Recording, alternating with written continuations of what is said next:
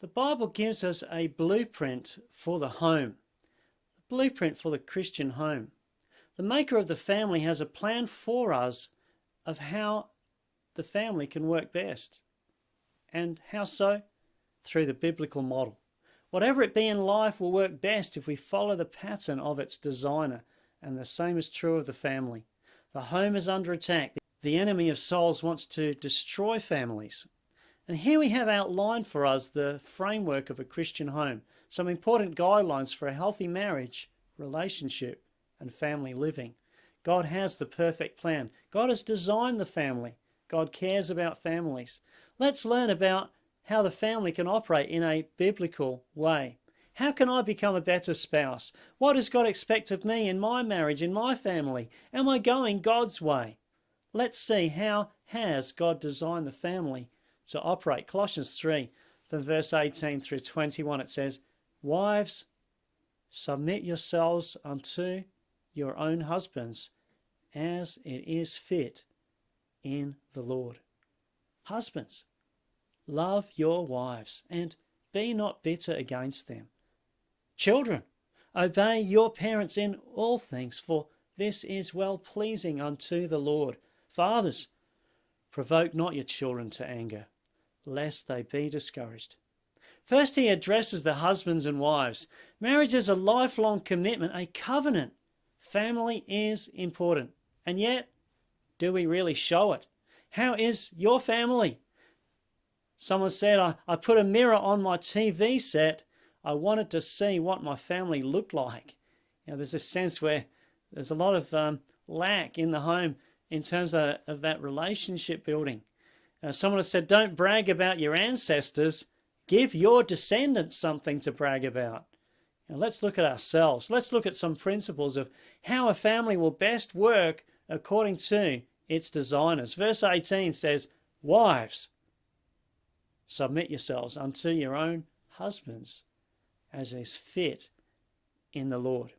This doesn't mean women have a lower status, or men are to be dictators, or men should always get their own way.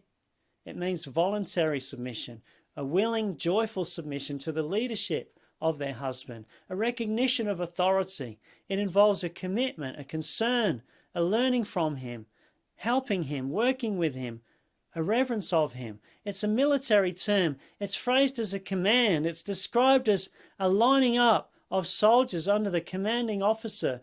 There are different ranks, and the home is meant to have an order and a harmony to it. The wife has a responsibility to follow the lead of the husband. The wife is not to be selfish, but to take her place as a support and a helpmeet for her husband. It says it is fitting in the Lord. It's the right and proper thing. Verse 19, husbands. Husbands are spoken to here. Husbands, love your wives and be not bitter against them. The love spoken of here is love that is selfless, serving, giving, love without thought of return. It could be put, keep on continuously, supernaturally, sacrificially loving. Someone has put this together. Tell her so. Tell her so. Amid the cares of married life, in spite of toil and business strife, if you value your sweet wife, tell her so.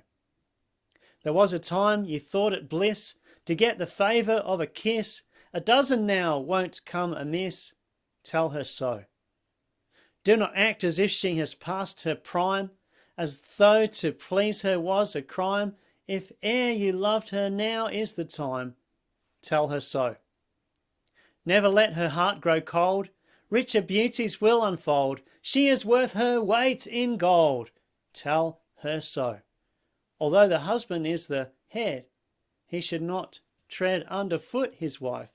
Eve was taken from Adam's side to symbolize her place by his side. Eve was not to rule, but to be a helper and companion. Husbands must love their wives. Each is to complement the other. Also, husbands are not to be harsh or selfish. Paul says, be not bitter against them. Instead of being bitter, be forgiving. In verse 20, it addresses the children now. Children, obey your parents in all things, for this is well-pleasing unto the Lord. It says children are to obey. There is a higher authority that we are to respect. Children, listen to your parents. It's been said parents are not always right, but they are always your parents. Here's an amusing quote here from Edward VIII. He said this: "The thing that impresses me most about North America is the way parents obey their children." You know, it's the wrong way around, isn't it? What's happening these days? But children are to honour their parents, to accept their instruction. In Ephesians 6 verses 2 to 3 it says, "Honour thy father and mother, which is the first commandment with promise, that it may be well with thee, and thou mayest live long on the earth." To honour means to show respect, to regard them highly. In Ephesians 6 verse 1 it says, "Obey them." It is right. It is the right thing to do. Verse 21 says, "Fathers, provoke not your children to anger, lest they be discouraged." You know, parents, especially fathers, we have a responsibility for encouragement, for sensible discipline, and how we can act in a way that will be fair for our children and consistent. It's been said, don't make unreasonable demands that make no allowance for the inexperience and immaturity of the child. Don't humiliate. Discipline should not be arbitrary or unkind.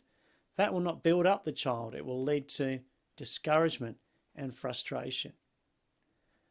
And the quote goes on, "Do not abdicate responsibility either.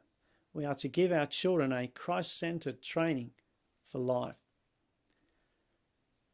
Here's another quote: "There are little eyes upon you, and they're watching night and day. There are little ears that quickly take in every word you say. You're the little fellow's idol. You're the wisest of the wise. In his little mind about you, no suspicions ever rise. You are setting an example every day in all that you do to the little boy who is waiting to grow up and become like you." In Ephesians 6 verse 4 it says, "And ye fathers, provoke not your children to wrath, but bring them up in the nurture and admonition of the Lord." It says don't provoke your children to anger, but bring them up in the Lord with that right discipline. It's talking about instruction and training. Let's grow to be such a family that follows God's blueprint.